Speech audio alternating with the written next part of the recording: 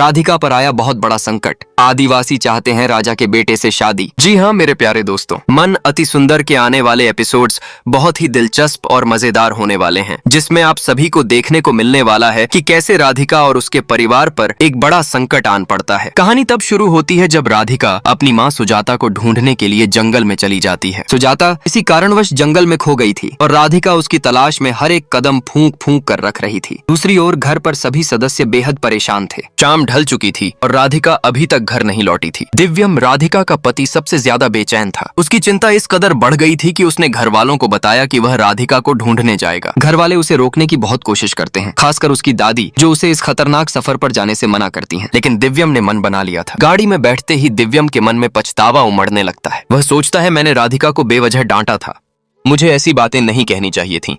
उसका मन पश्चाताप से भरा था।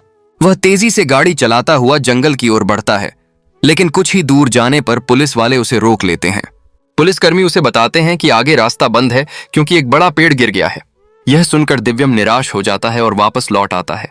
घर आकर दिव्यम सीधे भोलेनाथ के मंदिर जाता है। हाथ जोड़कर वह पूरी श्रद्धा से प्रार्थना करता है, हे भोलेनाथ, कृपया राधिका और सुजाता को बचा लीजिए। मैं आपसे हाथ जोड़कर विनती करता हूं। उसकी आंखों में आंसू थे और उसका दिल डर से कांप रहा था।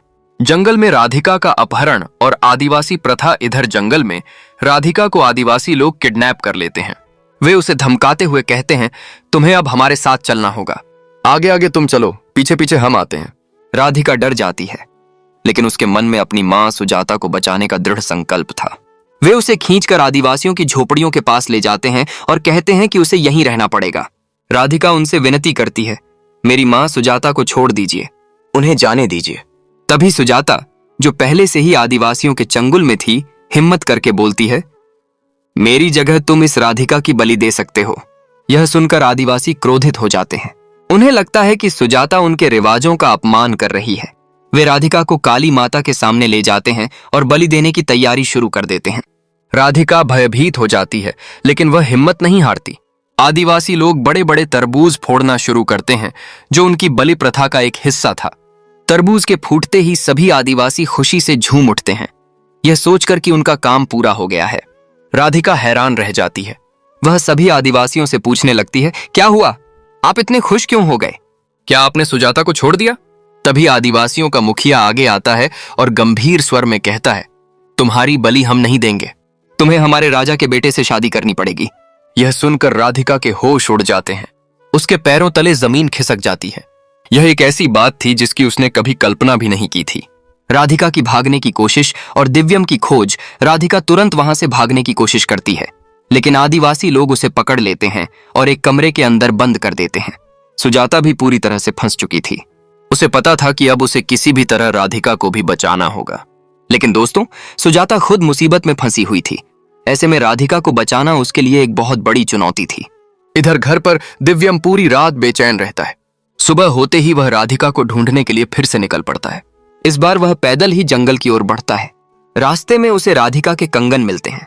यह देखकर दिव्यम को एहसास होता है कि राधिका बहुत बड़ी मुसीबत में है, क्योंकि उसने ही ये निशानियां छोड़ी होंगी। वह उन निशानियों का पीछा करता हुआ आगे बढ़ता है। तभी उसके सामने एक आदिवासी महिला आ जाती है। वह दिव्यम को देखकर क्रोधित स्वर में बोलती है, तुम यहां क्या कर रहे हो? जल्दी से यहां से चले जाओ। यह देखकर दिव्यम को अब पूरा यकीन हो जाता है कि राधिका और सुजाता को इन्हीं आदिवासियों ने किडनैप किया है। राधिका चाहती है कि किसी भी तरह वह और सुजाता यहां से भाग निकलें, नहीं तो उसे एक ऐसे लड़के से शादी करनी पड़ेगी जिसे वह जानती तक नहीं, और वह भी एक आदिवासी। कहानी अब एक नया मोड़ लेती है, क्योंकि आदिवासी लोग अब दिव्यम को भी किडनैप करके अपने साथ ले आने वाले हैं। कहानी का उलझा हुआ जाल और भविष्य की चुनौतियां। अब यहाँ पर दोस्तों, पूरी कहानी एक उलझे हुए जाल की तरह नजर आ रही है। राधिका, सुजाता और दिव्यम तीनों ही आदिवासियों के चंगुल में फंस चुके हैं। सवाल यह है कि क्या राधिका किसी भी तरह यहाँ से बचकर निकल पाएगी? क्या दिव्यम अपनी पत्नी और मां को बचा पाएगा, या आदिवासी अपने मकसद में कामयाब होंगे और राधिका की शादी अपने राजा के बेटे से करवा देंगे? यह कहानी अब और भी दिलचस्प होने वाली है। क्या राधिका की किस्मत उसे इस भयंकर संकट से बचाएगी? क्या दिव्यम और राधिका एक दूसरे से मिल पाएंगे, या नियति ने उनके लिए कुछ और ही लिख रखा है? आपके समर्थन की अपील दोस्तों। कहानी बहुत ही रोमांचक है। अगर आपको यह वीडियो पसंद आया हो और आप ऐसी और भी कहानियां देखना चाहते हैं तो कृपया हमारे वीडियो को लाइक करें और चैनल को सब्सक्राइब करें। आपके समर्थन से हम ऐसी कहानियां रोजाना लाते रहेंगे। हमें सपोर्ट करें और नोटिफिकेशन बेल को ओनल पर सेट कर लें ताकि आप हमारी कोई भी नई वीडियो मिस न करें। हम मिलते हैं आपको ऐसी ही अगली वीडियो में।